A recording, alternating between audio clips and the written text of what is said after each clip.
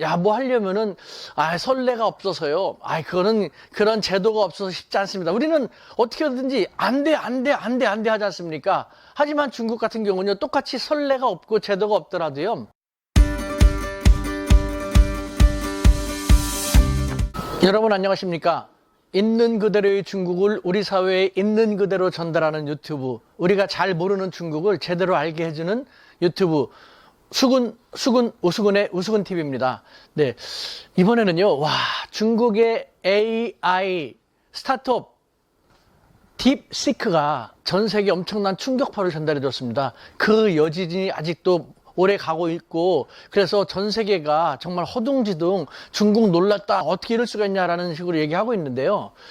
근데 사실 저처럼 중국을 자주 왔다 갔다 하고 또 한국 안에서도 다양한 중국인들을 편견 없이 만나서 깊이 있게 대화를 하는 사람들의 입장에서 볼 때는요, 중국의 이와 같은 모습은 충분히 예측이 되는 것이었습니다. 저는 제 유튜브라든가 혹은 제 페이스북을 통해서 이것을 계속 전달해 왔는데, 문제는 제 얘기를 잘 안 듣고 무조건 친중파라고만 하니까 참 안타까운데요.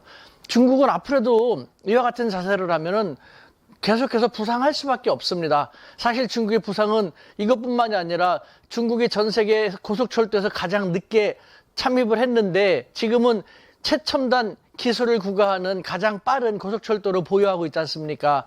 로봇 분야 같은 경우도 중국 사회 여기저기 이미 다양한 로봇이 사회에서 활약을 하고 있거든요. 청소 로봇 같은 경우는 전 세계를 석권하다시피 했지 않습니까? 전기 자동차, 자율주행차 등등등, 앞으로도 중국에 대해서 우리가 놀랄 만한 것이 적지 않습니다. 저희 입장에서는 놀랄 것이 하나도 아닌데, 근데 저는 그런 것을 여러분들에게 전달해 주려고 하는데, 자, 그렇다면 중국은 왜 이렇게 잘 나가는 것일까요?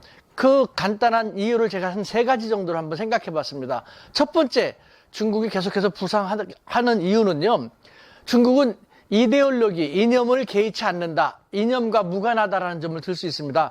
우리는 사회주의, 자본주의를 나눠갖고 중국하면 사회주의, 공산당 독재, 시진핑 독재, 형편없는 것, 경직된 것, 이런 식으로만 생각하면서 우리 자유민주주의보다는 아무래도 떨어지는 걸로만 생각하지 않습니까? 그래서 정치권 같은 경우도 아예 그냥 이념적인 대립 속에서, 분열 속에서 중국 같은 사회주의는 거들떠보지도 않지 않습니까? 하지만 중국은 정치적인 이데올로기 같은 것은 거의 개의치 않죠. 중국은 말하자면 부자주의입니다. 어떤 주의가 와도 상관이 없다. 우리 사회를 좀 더 안정시켜주고 또 우리가 매년 경제적으로 성장하게 해주면은 어떤 거라도 상관이 없다라는, 어떻게 말하면 되게 현실적이고 실용적인 그런 자세를 취하고 있거든요.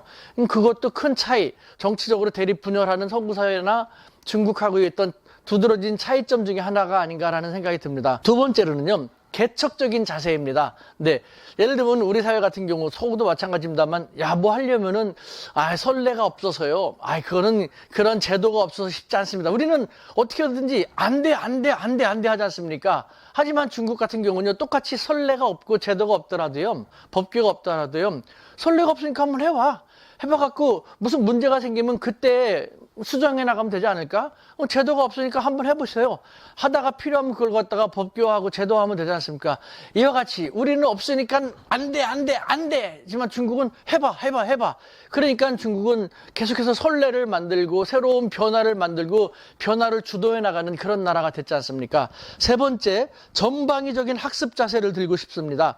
네, 중국은요, 자기들이 사회주의 국가이지만 오리지널 사회주의 국가하고 다르지 않습니까? 중국 특색의 사회주의 해가지고 사회주의 좋은 점만 자기들이 간추려갖고 사용하고 있고요. 그 다음에 자본주의를 통해서도 많은 것을 보고 벤치마킹을 합니다.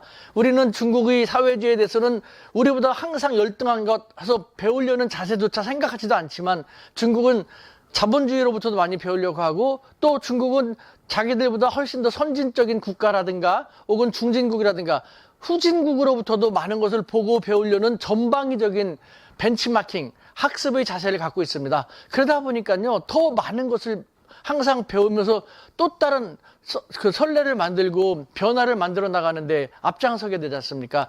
바로 이와 같은 자세, 유연하고 실용적이고 좀 현실적인 그런 자세가 중국이 계속해서 다른 나라보다는 조금 더 기술 개발을 하고 경제적으로 앞서 나가게 하는 원인 중에 하나가 아닌가라는 생각이 듭니다. 여러분 참고하시기 바랍니다. 감사합니다.